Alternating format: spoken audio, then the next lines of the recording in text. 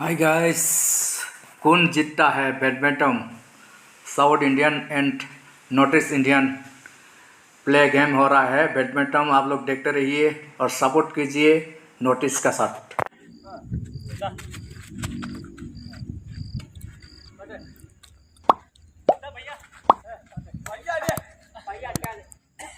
स्फूर्ति college sportsman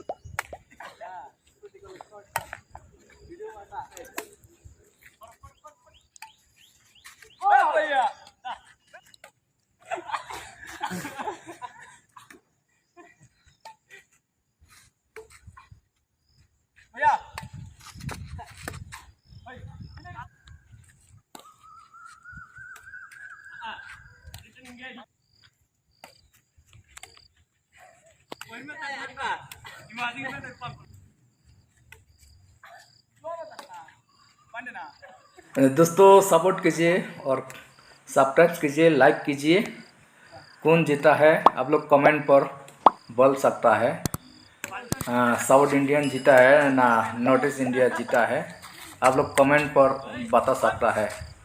और share करो वीडियो को, सपोर्ट कीजिए आपका भाई को, सब्सक्राइब करके लाइक कर दीजिए। थैंक यू, धन्यवाद।